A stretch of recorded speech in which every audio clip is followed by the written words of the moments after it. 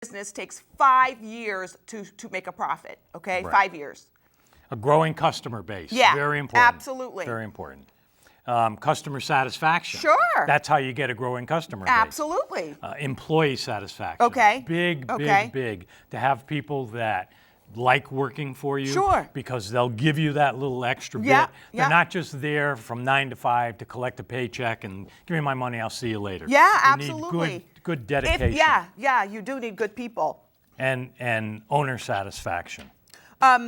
Yeah, I mean, you're not you happy, have to measure your business success in some ways, and then you know they teach you ways to measure it. So that's good. That's very, very good. When I say owner satisfaction, what does that mean? If you're not happy with your business, it won't be long before dissatisfaction begins to affect the employees and the business and the customers, and before you know it, you're out of business. You're out of there.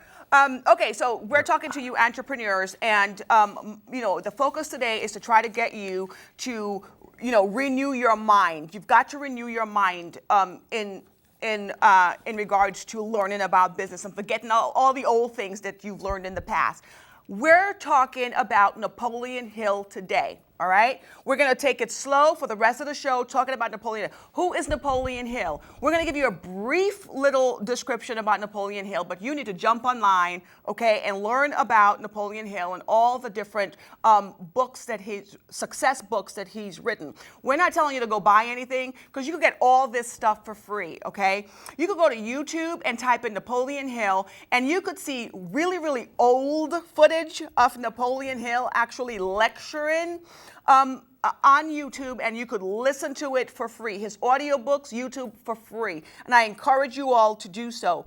So I'm going to, when did he die? He died in 1970, I believe. So about 40 years. Yeah, and still, this is like Think and Grow Rich. That's his #1 seller. And again, anybody who is in business, who's serious about learning about their mindset, this is the book they get. It's called Think and Grow Rich. And I actually got mine for free at the library. So again, I'm not saying to go buy anything. A lot of this stuff you could either jump online and get it for free, or go to your local library and get it for free, okay? Okay, so who is Napoleon Hill, and what's the whole big deal about Napoleon Hill? Okay, so in 1908, Napoleon Hill was commissioned by billionaire industrialist Arnold Carnegie. Andrew Carnegie, right. And he's the mastermind behind these principles, okay? Right. To interview over 500 of the world's most powerful men in order to construct a success philosophy. Okay. Over a span of 20 years, he assembled the data from these interviews into 15 principles that could be used by anyone in the general population to make progress in their life. Now let me just jump in. So Andrew Carnegie commissioned Napoleon Hill. Napoleon Hill worked under Andrew Carnegie for 20 years. And Andrew Carnegie, the richest man on the planet at the time, did not pay him a dime. He paid his expenses for, to go to interview these people, but he did not pay him anything. And everybody around Napoleon Hill was hating on him, calling him stupid. How could you work for this person for all these years and not getting any monetary means? And Napoleon Hill thought that it would be better to seek the wisdom and the knowledge from this richest man on the planet for 20 years, so that he then could do what? Be successful himself. To utilize that knowledge that he's learned and be successful himself. So he did not get paid for 20 years. Unbelievable. Okay, so. But he was able to live because of Andrew Carnegie. He went to school. I'm sure Carnegie gave him housing and food. He had, other jobs on the side. Like a lot of us have 78 jobs on the side, trying to support our entrepreneurial spirits, okay? So let's just be real about it, because you gotta, you have to, work and earn money to survive, okay? All right. So he checked 15 of these. He checked 15 of these principles with Andrew Carnegie time and time again until he had enough readiness to write his first book featuring these principles. The book was called The Law of Success. Yep. And it was published in 1928. Okay. After the first edition, he added 2 additional principles to the list, which were already vicariously described in the first and last chapter of the book.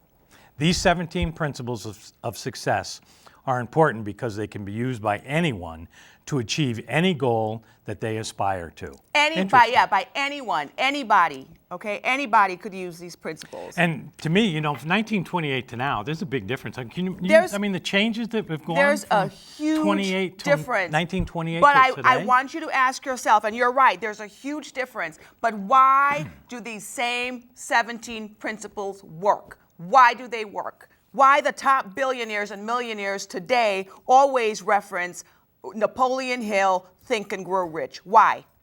Okay. All right. So The best way to benefit from these principles is to make them a part of your daily routine. You won't gain much if you try a few of them once and then revert back to the opposing habits that cancel them out. This is the reason why all of them are presented as habits that are to be mastered gradually over time. That's right. Okay. So if you're one of those people that, you want something fast, you want to get rich overnight, this is not for you, because I don't want to call you stupid on live TV. No.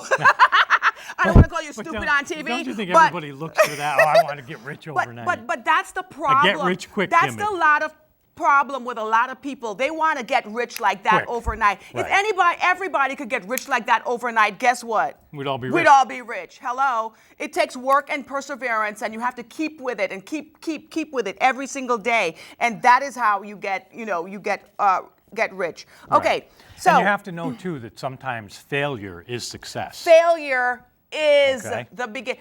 Henry Ford said it best, okay? And his quote is this, and it's one of my favorite quotes in the whole wide world. It motivates me and inspires me. He said, failure is the opportunity to begin again more intelligently. Right. Henry Ford, the guy who started the whole Ford empire, okay? Failure is the opportunity given, and that's my spin on it is, failure is the opportunity given once, maybe twice, to damn well sure know you're not going there a third time. All right? That's a BevKnox spin on it. Okay. But you never know, because you shouldn't quit. Even though you've had the third failure, You shouldn't quit. Start again. Let me tell you, Edison, one of the richest guys too back then, who did the light bulb, 10,000 times he failed before he was able to get the whole light bulb thing going. 10,000 failures, all right? And there's So a man that holds, you're I don't know how absolutely many right. thousands of patents. That's right. That Edison beforehand. had. Oh, yeah. Okay. All right. Thousands. So these are the 17 principles of success by Napoleon Hill after 20 years of interviewing millionaires and gazillionaires and so forth. The number one principle is what? Definiteness. That's Yeah. a strange A word. lot of the Definite, like not definitely, definiteness of purpose. A lot of the terminology. Have a definite A lot of purpose. the terminology that you're going to be hearing in these 17 principles are old school, but you have to open 1928. your mind. Open your mind, expand your mind to understand where he's coming from. So definiteness of purpose means Right. what? The habit of focusing your actions and thoughts on one high and desirable goal in Right. life. So in other words, you have to pick your goal. One, you can't spread yourself thin and try to be, a lawyer and try to be an astronaut and try to be, a fashion designer. You can't spread yourself thin on so many different purposes in life. You got to pick one. I mean, you could have multiple streams of income that falls under that one thing. Like Paul, who's a chiropractor, he could have his own business doing that. He could work for somebody else. He could write books in regards to this. He could be a concierge doctor where he does home visits. Right. I mean, he could do a blog on, bones. So it doesn't, you could have multiple streams of income, but it has to be under this same field, okay? So that's number one. Know what you want to do. Know your purpose, okay? All Number right. two. Number two, mastermind alliance. That's the habit of working in complete harmony with others for the attainment of a specific objective. No period here. Okay, so I'm yeah, a correcting. mastermind alliance, and that's Right. number two. And that's one that I had so much trouble with over the years because it just seemed like, book after book after book that I read, it talks about working with others, working with somebody else. And if you're a spiritual person, a biblical person, even God said, and let's just be real, if you read the Bible, it says that two or more come together in prayer, will go faster. So, and I couldn't grasp that concept because I liked working. I like being the boss of my, of my surrounding and my everything. I don't want anybody interfering in my decisions in business and so forth. So that actually, I had a lot of trouble letting other people in. And the way I actually dealt with that is to be in alliance with others, but not be partners with others. So I would have my own business going on, and there would be other entrepreneurs that I would deal with to mastermind about, brainstorming about things who also had their own businesses. So we were in collaboration as far as brainstorming, but not on paperwork, in paperwork. So that's how I dealt with that issue. Anyway, so that's number 2. So number 3, going the extra mile, the habit of doing more than is required of you with the expectation of receiving greater compensation from direct or vicarious sources. Now, a lot of silly people out there is going to be like, what? Please, I'm not going no extra mile. I'm just working. First of all, don't tell me to do nothing that, that is not in my job description. There you go. Because I'm not doing that's it. The big thing. Is that my job description? Is that my job description? And a lot of people will not work for free. A lot of people will not put forth the extra effort to help somebody else if they're not getting paid for it. Right. And that is a faux pas in life because you never know who's looking at you. You never know who's looking at your deeds, your good deeds, because they may be in a position to promote you or excel you in wherever you are. Go the extra mile. Go the extra mile. Exactly. Go over and beyond what your job description is. And 2, if you're the owner or the boss, you have no job description. Exactly. Believe it or not.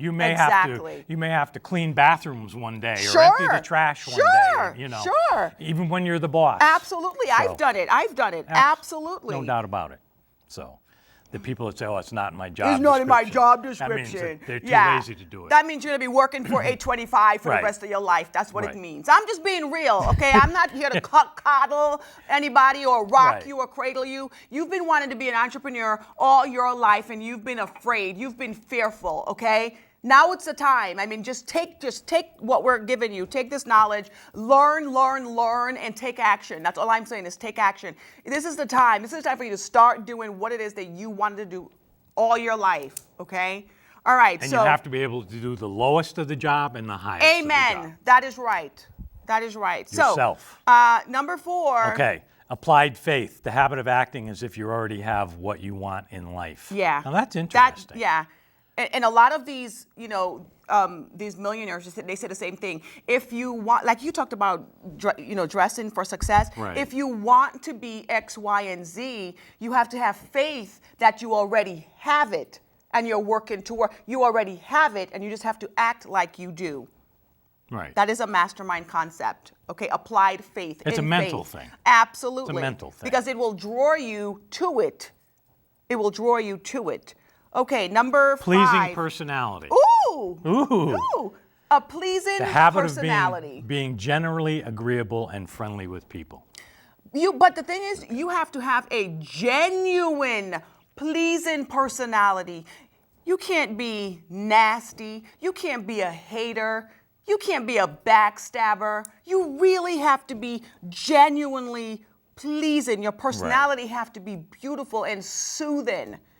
And a lot of people some people, they can't do it. A lot of people some are angry and nasty and hateful. Yep. And some people just don't have it. That's right. But enough said. And I'm sure you meet people all the time that you go, ooh, that person is nice guy, nasty. Nice lady, nice whatever. Oh, yeah. You meet them for the first time. Then there's other people that you meet for the first time that you go, I don't want to have anything to do with that And person. you run away. No, not even walk away. I'm telling you, run away from the haters. There are going to be people that you encounter, people in your life right now. Some of them may be family members. Seriously, that just put you down and degrade you and make you feel bad and don't encourage you to be all that you can be. Ever heard of crabs in a barrel? I'm from the islands. We talk about crabs in a barrel a lot. Yeah. When you're trying to succeed and you're climbing up that barrel, there's always going to be one or two down here who moves, so you fall down. Instead of encouraging you and building you up, they will move so that you can fall down to be down with them. Not good. Crabs in a barrel concept, people. Okay. Personal initiative, the habit of Yes. starting Yes. tasks that are important to you and seeing them through to completion. That's right. That's a big That's thing. a huge one. Big thing. Huge one. I mean, because you know why too? A lot of us, we have good intent. Right. We have good intention to start and be all that we